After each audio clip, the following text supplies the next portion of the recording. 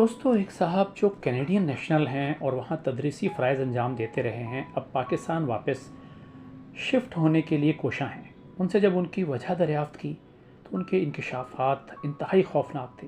कहने लगे कि कॉलेजों यूनिवर्सिटियों में बहुत कॉन्फ्रेंसों में शिरकत की, जिनमें चंद एक इस्लाम पर भी थीं। उनमें से एक कॉन्फ्रेंस के बाद जब कुछ प्रोफेसर और दीगर बैठे खाने पीने में मशगूल थे और गप्पें लग रही थीं, तो बातों बातों में उन्होंने पूछा कि आप लोग इस्लाम के इतने ख़िलाफ़ भी हैं और मुसलमान मुल्कों के लोगों को नेशनैलिटी भी देते हैं। एक प्रोफेसर बोला कि हम मुसलमानों को नेशनैलिटी देते हैं, वो यहाँ आते हैं, हमारी खिदमत करते हैं और इसके बदले मुआवजे को अपना आला कैरियर मानते हैं। जैसे आप आए हैं, आप यहाँ हमारी हुकूमत की नौकरी कर रहे हैं और हमारे बच्चों को वो पढ़ा रहे हैं जो हम पढ़वाना चाहते हैं।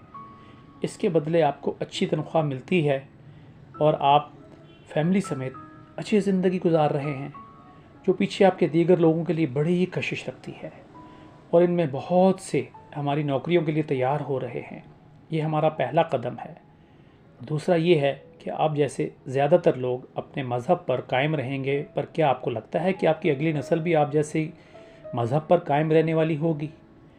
हमारे अंदाज़े के मुताबिक यूरोप और अमेरिका, कनाडा आने वाले 70 से 75% मुसलमान अपने अक़ीदे पर किसी न किसी तरह कायम रहते हैं। फिर अगली नस्ल में इस्लाम पर कायम रहना सिर्फ 20-25% रह जाएगा और उसके बाद बस नाम ही मुसलमान वाला होगा, और होगा वो ऐसा लिबरल मुसलमान जो हम बनाना चाहते हैं। इसलिए हमारी नज़र तुम लोगों की तीसरी और चौथी नस्ल पर है, जो सिर्फ नाम की मुसलमान होगी। हमारा पहला मकसद तुम्हारे आला दिमागों को अच्छे कैरियर का लालच देकर अपना ग़ुलाम बनाना है, और ये कैरियर हमारी नौकरी के बदले है, कोई मुफ्त में नहीं है।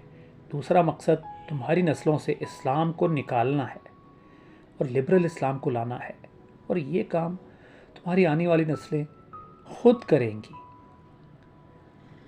दोस्तों, वो साहब कहने लगे कि इस अंग्रेज़ प्रोफेसर की बातें सुनकर मैंने जब अपने बच्चों का तज़किया किया तो ये देखकर हैरान रह गया कि इस प्रोफेसर की बातें और अंदाज़े नाकाबिल यकीन हद तक दुरुस्त हैं।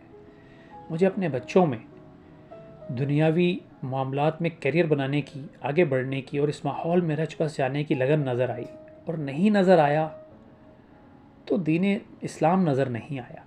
अब मेरे पास हाथ मलने और पेशेमानी के अलावा कुछ नहीं है, क्योंकि दुनियावी मामलात में उलझ कर अपनी औलाद को ना तो अपनी समाजी इक़्तिदार से मुतारिफ़ करवा पाया और ना ही दीन की रोशनी से बहरामंद करवा सका।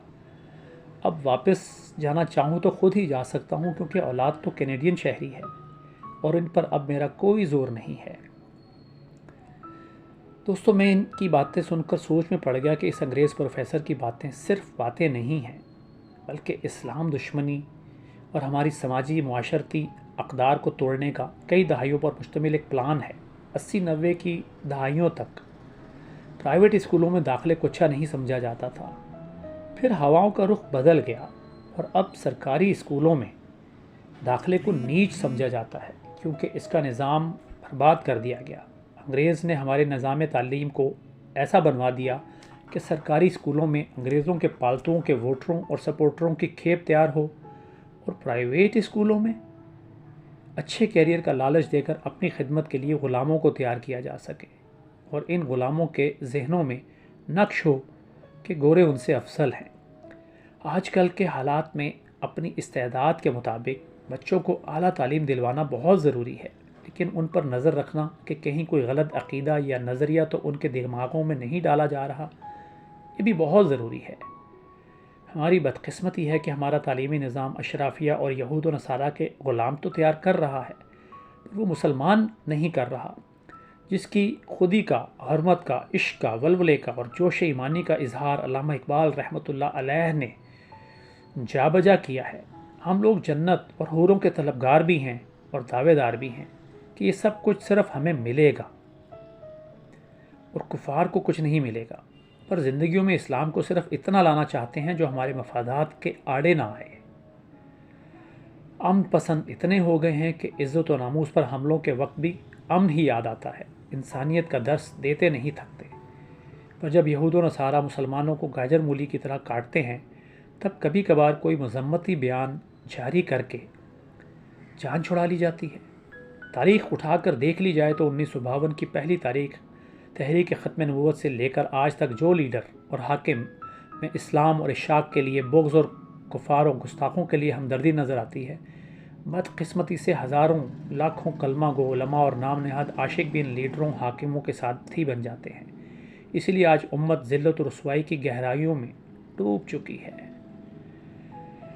دوستو، اسلامی تاریخ بانگ درا بتا رہی ہے کہ عزت صرف اس کی ہوئی جس نے اسلام کے اصولوں کی پیروی کی اور ان پر عمل کیا، اور وہی قوم کامیاب ہوئی جو دین حق اسلام کے قوانین پر چلی۔ بچوں کو اعلیٰ سے اعلیٰ تعلیم دلوائیں، پر اس کے ساتھ اچھے انسان بنانا بھی ہماری اولین ذمہ داری اور ترجیح ہونی چاہیے، کیونکہ اس کے بارے میں بھی بحث پرس ہوگی۔ اس ویڈیو کو اللہ کی رضا کے لیے اپنے پیاروں تک پہنچائیں، ہو سکتا ہے آپ کی تھوڑی سی محنت اور کوشش کسی کی ہدایت کا ذریعہ بن جائے۔ شکریہ۔